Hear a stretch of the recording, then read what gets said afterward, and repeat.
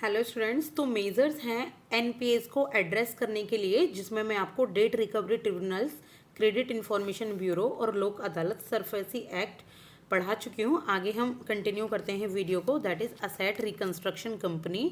तो ये एनपीए को मेज़र करने के लिए और कंट्रोल करने के लिए एक पैरामीटर है, एक मेजरमेंट है। तो चलिए इसको पढ़ते हैं।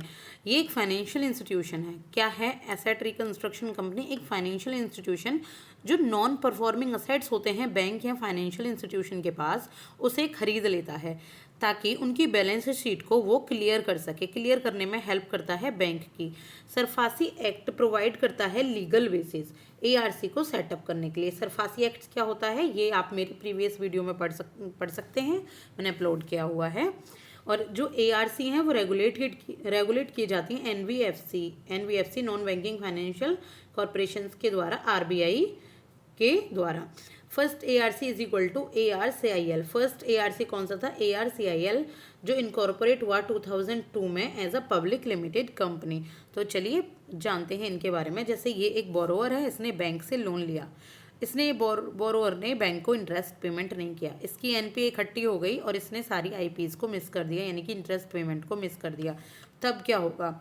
ये एआरसी क्या करेगा? ये बैंक से असेट्स ले लेगा। जो भी बोरोवर्स की असेट्स हैं वो एआरसी बैंक से ले लेगा और बैंक एआरसी बैंक को म्यूचुअली एग्रीड अमाउंट दे देगा। जो भी इनके बीच में म्यूचुअली एग्रीमेंट हुई है ना कि असेट के बदले ये अमाउंट बैंक को मिल जाएगा, तो ये बैंक अमाउंट रख लेगा। इसके बाद सारी प्रॉब्लम एआरसी की। एआरसी इस असेट को सेल करेगा किसी क्वालिफाइड बायर को, यानी कि किसी अच्छे क्रेडिट वर्दीनेस बायर को, किसी प्राइम बायर को इस असेट को सेल कर देगा। जैसे कि जो भी उसका हाउसिंग होगा, कोई लैंड होगा, कोई ज़मीन, कुछ भी आपकी असेट हो सकती है, किसी भी कोई ज्वेलरी होगी। और क्वालिफाइड बायर क्या करेगा? एआरसी को उससे रिलेटेड कैश दे देगा। तो ये एआरसी का होता है वर्क, और ये हेल्प करता है बैंक की कि बैंक नॉर्मल बैंकिंग एक्टिविटीज़ कर पाए, ना कि सिर्फ एनपीएस के ही झंझटों में फंसा रहे। असेट्स क्या होती हैं? ये कैपिटल को अनलॉक कर देता है, यानी कि जो भी असेट पड़ी हुई है बैंक के पास, तो बैंक के पास जो असेट है तो बैंक का कोई यूज़ है नहीं उसका, तो बैंक एआरसी को बेचेगा तो अनलॉक हो जाएगी सारी असेट और एआरसी उसको आगे यूज़ कर सकता है। और इससे रिकवरी, ये स्पेशलाइज्ड है लोन को रिकवर करने के लिए और डिवीज़न ऑफ लेबर को प्रमोट करने के लिए। अब देखेंगे हम प्रॉम्प्ट करेक्टिव एक्शन क्या होते हैं, पीसीए, जो कि एक और मेजर है एनपीएस को मेजर करने के लिए, कंट्रोल करने के लिए। तो देखिए प्रॉम्प्ट करेक्टिव एक्शन क्या होते हैं। आरबीआई ने इंट्रोड्यूस किया था पीसीए फ्रेमवर्क को 2002 में। कैसे? ये एक स्ट्रक्चर्ड अर्ली इंटरवेंशन मैकेनिज्म है बैंक के लिए, यानी कि ये जल्दी से बैंक को बता देता है टाइमली कि बैंक अंडर कैपिटलाइज्ड हो जाएगा due to poor assets quality, कि बैंक के पास प्रॉफिट नहीं है, पुअर असेट क्वालिटी है और लोग उसको इंटरेस्ट पेमेंट नहीं कर रहे हैं, तो बैंक क्या होगा? बैंक अंडर कैपिटलाइज्ड हो जाएगा, यानी कि उसके पास कैपिटल की कमी हो जाएगी। तो ऑब्जेक्टिव क्या है पीसीए फ्रेमवर्क का? ये है कि ये सुपरवाइजरी करता है बैंक की, एक इंटरवेंशन देता है बैंक को कि अप्रोप्रिएट टाइम पर बैंक सुपरवाइज करे अपनी असेट को टाइम में, और अब उसकी फाइनेंशियल हेल्थ को वो रिस्टोर कर सके। तो ये सुपरवाइजरी अथॉरिटी है। पीसीए फ्रेमवर्क देखिए किस तरीके से ये वर्क करता है। अर्ली आइडेंटिफिकेशन करता है बैंक की हेल्थ को 3 पैरामीटर्स के बेस पर, that is capital, asset quality and leverage. जो भी कैपिटल है बैंक के पास, जो भी असेट क्वालिटी और जो लिवरेज है, यानी कि जो लॉसेस को भरने के लिए जो भी उसके पास मनी है वो, और रिमेडियल मेजर्स लिए जाते हैं फिर according to the risk they're sold. जिस तरीके से बैंक में रिस्क होता है उसके अकॉर्डिंग रिमेडियल मेजर लिए जाते हैं, जो इस तरीके से यहाँ पर लिखे गए हैं। तो देखिए जो पीसीए नॉर्म्स हैं वो एप्लीकेबल हैं to public sector banks, public sector banks, private sector banks और regional rural banks, small finance bank, payment banks. जो ये स्मॉल फाइनेंस बैंक और पेमेंट बैंक्स हैं ये एग्जेम्प्टेड हैं पीसीए की लाइन से। पीसीए सिर्फ और सिर्फ आरआरबी और प्राइवेट बैंक और पब्लिक बैंक को ही सपोर्ट करता है इस चीज़ में। ये एक सुपरवाइजरी एक्शन है और ये एक फ्रेमवर्क है, यानी कि supervisor action framework SAF for urban cooperative banks. Urban cooperative bank को क्या प्रोवाइड करेगा? Supervisory action. और पीसीए फ्रेमवर्क एक्सटेंड किया गया गवर्नमेंट के लिए फ्रॉम 1 अक्टूबर 2024 से एक्सटेंड किया जा रहा है। अब देखिए इंद्रधनुष फ्रेमवर्क क्या होते हैं। ये एक गवर्नमेंट इनिशिएटिव है जो रिवैम्प करता है, जो कि रीस्टोर करता है ऑपरेशन को, किसके, पब्लिक सेक्टर बैंक के ऑपरेशन को रिवैम्प करने का काम करता है। विच कंसिस्टेड ऑफ 7 की रिफॉर्म्स होते हैं इसके।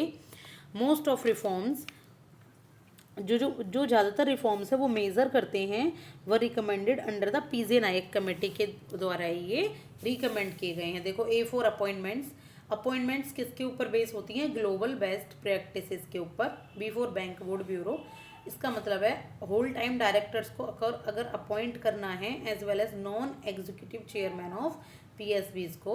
Number C is capitalisation of bank. ये ऐसा फ्रेमवर्क है, गवर्नमेंट इनिशिएटिव है कि बैंक को कैपिटलाइज किया जाए फॉर मीटिंग वेसल नॉर्म्स को मीट करने के लिए। वेसल नॉर्म्स क्या होते हैं, मैं इससे प्रीवियस वीडियो में आपको बता चुकी हूँ। Undertaking fresh landing. D4 है डिस्ट्रेसिंग, जिसमें PSB को एंड रिस्क कंट्रोल को स्ट्रेंथन और मेजर किया जाता है। E4 empowerment. ये A से लेके G तक है। इसके बारे में देखिए थोड़ी थोड़ी नॉलेज आपको होनी चाहिए। ये नहीं है कि ये सीधा सीधा कोई UPSC या कोई भी स्टेट PCS आपसे पूछेगा, लेकिन आपको सिर्फ एक नॉलेज होनी चाहिए कि हाँ A to G तक दिए गए हैं और उनका कुछ कुछ मीनिंग यही है। फ्रेमवर्क ऑफ अकाउंटेबिलिटी है इसमें, जो लिंक है परफॉर्मेंस के साथ टॉप मैनेजमेंट के, और G गवर्नेंस रिफॉर्म है जो इसको, जैसे कि ज्ञान संगम। तो ये सारे फ्रेमवर्क दिए गए हैं। ये गवर्नमेंट इनिशिएटिव है ताकि पब्लिक सेक्टर बैंक रिकवर कर सके अपने जो भी NPAs हैं उनको। इसके बाद है देखिए DSIB, ये इंपॉर्टेंट है। DSIB क्या होता है, डोमेस्टिकली सिस्टमेटिकली इम्पोर्टेंट बैंक। देखिए कुछ बैंक्स ऐसे होते हैं जो इतने बड़े होते हैं कि अगर गिर जाएं, अगर वो फेल हो जाएं, तो इकोनॉमी रिकवर नहीं कर पाएगी। जैसे कि SBI काफ़ी बड़ा बैंक है, लोग उस पर बहुत ट्रस्ट करते हैं, गवर्नमेंट का एक बहुत अच्छा बैंक है, बहुत बड़ा बैंक है, लेकिन अगर वो मान लीजिए फेल हो जाता है तो इकोनॉमी में बहुत ज़्यादा फेलियर स्टार्ट हो जाएगा, इकोनॉमी रिकवर नहीं कर पाएगी, इकोनॉमी ग्रोथ बिल्कुल स्पॉइल हो जाएगी। तो RBI ने कुछ डिस्क्लोज किए हैं बैंक के नाम जो कि DSIB में आते हैं, जैसे कि SBI 2015 में डिस्क्लोज किए थे, HDFC और ICICI। ये ऐसे बड़े बैंक हैं, अगर ये फेल हो जाते हैं तो इकोनॉमी में दिक्कत आ सकती हैं। ये इंडिकेटर्स के इनको असेस करने के लिए क्या क्या यूज़ किए गए, इनका साइज़ क्या है, इंटरकनेक्टेडनेस क्या है, और ये इनके पास कुछ सब्सिट्यूट एबिलिटी है कि नहीं है, और कॉम्प्लेक्सिटी क्या है, यानी कि अगर ये फेल हो जाते हैं, इनमें कोई दिक्कत आती है तो इनका कोई सब्सिट्यूट अवेलेबल है कि नहीं है। बैंक्स जिनकी असेट्स GDP की 2% से ज़्यादा है, पूरे ऑल इंडिया की GDP से 2% ज़्यादा है, उनको DSIB कहते हैं। और DSIB को मेंटेन करनी पड़ती है एक एडिशनल कैपिटल, किसकी फॉर्म में, कॉमन इक्विटी टायर 1 कैपिटल की फॉर्म में, कि अगर ये फेल हो जाते हैं तो इतनी कैपिटल इनके पास होनी चाहिए कि डिपोजिटर्स को पूरा पैसा वापस मिल सके और बैंक दोबारा से रीस्टोर कर सके। जो फाइनेंशियल स्टेबिलिटी बोर्ड है FSB, वो BCBS की कंसल्टेशन से बनाया गया है, और ये इसमें इम्पोर्टेंट बैंक सिंस 2011 से आइडेंटिफाइड होते हैं, और इंडिया भी एक मेंबर है FSB का, यानी कि फाइनेंशियल स्टेबिलिटी बोर्ड का। इसके बाद देखिए ये असेट क्वालिटी रिव्यू है, ये आप पढ़ सकते हैं थोड़ा। इसके बाद देखिए बैंक बोर्ड ब्यूरो है, ये इंपॉर्टेंट है। जो बैंक बोर्ड ब्यूरो है उसकी रिकमेंडेशन आई पीजे नायक कमेटी से। ये कॉन्स्टिट्यूट किया गया 2016 में। कैसे, as a body of eminent professional and official make recommendation for the appointment of whole time directors, कि इसमें होल टाइम डायरेक्टर्स अपॉइंट किए गए। 1 सेकेंड।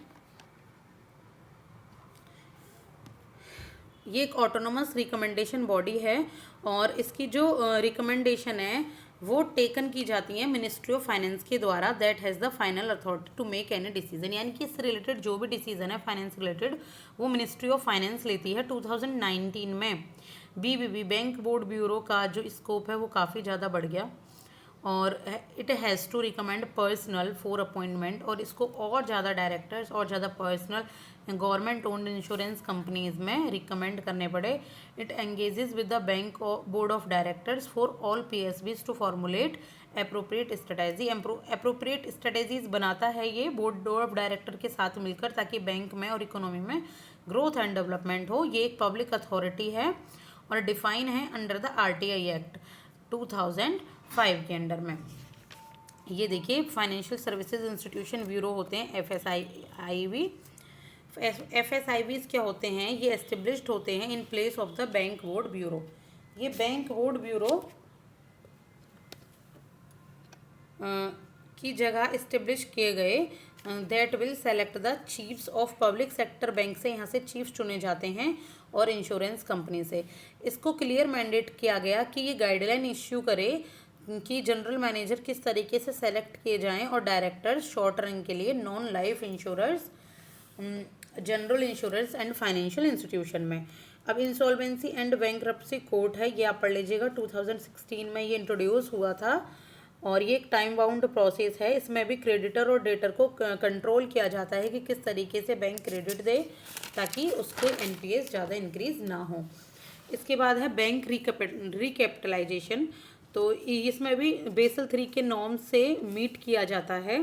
बैंक को रिकैपिटलाइज किया जाता है CAR कैपिटल एडिक्वेसी रेशियो को फुलफिल करके, यानी कि थोड़ा CAR बैंक में बढ़ा के। तो ये वर्क करता है और ये आप एक बार खुद से देख सकते हैं। ये यहाँ पे मेंशन है, प्रोजेक्ट सशक्त आया था जिसको सुनील मेहता ने की कमेटी ने इसको रिकमेंड किया था। इसमें कुछ अप्रोच हैं जो कोई भी बैंक इनको अपना सकता है और ये देखिए इतनी इम्पोर्टेंट नहीं है कि मैं इनको सबको यहाँ पर आपको करूँ और टाइम की कमी बहुत ज़्यादा है देखिए आपके भी एग्ज़ाम्स में। तो ये 4R स्ट्रेटेजी हैं मेज़र करने के लिए NPS को, दैट इज़ रिकॉग्निशन की जाती है NPS की, ट्रांसपेरेंसी को, रिजोल्यूशन एंड रिकवरी की जाती है स्ट्रेस्ड अकाउंट्स की वैल्यू को, और जो भी स्ट्रेस्ड अकाउंट्स है ना यानी कि जो लग रहे हैं कि हाँ NPA हो सकते हैं, रिकैपिटलाइज किया जाता है PSB को और रिफॉर्म किया जाता है PSB पब्लिक सेक्टर बैंकिंग को। ये इसके बाद बैड बैंक जो कि 2021 में आया था, बैड बैंक स्ट्रक्चर अनाउंस किया गया था बजट 2021 में with the recommendation of economic survey 2016 to 17, setting up of public sector asset rehabilitation agency para. तो इसमें देखिए इम्पोर्टेंट समझ लिए बैंक क्या करता है। बैंक ये म्यूचुअली एग्रीड प्राइस ले लेता है NARCL से और NARCL को NARCL बैड जो असेट बैंक के पास होती है उन्हें खरीद लेता है, फिर सिक्योर्ड असेट्स देता है IDRCL को, IDCR NACR को ये कुछ सिक्योरिटी अमाउंट देता है और फिर ये क्या करता है IDCR सिक्योर्ड असेट्स को इन्वेस्टर को बेच देता है और इन्वेस्टर से कैश मिल जाता है। तो ये NARCL होता है national asset reconstruction company limited और IDRCL होता है Indian debt resolution company limited. तो thank you so much for your support. आप प्लीज़ इस वीडियो को देखिए और इससे पहले की वीडियो को देखिए। अगर ये वीडियो थोड़ी लंबी होगी तो माफ़ी चाहती हूँ, ये थोड़ा बड़ा टॉपिक है।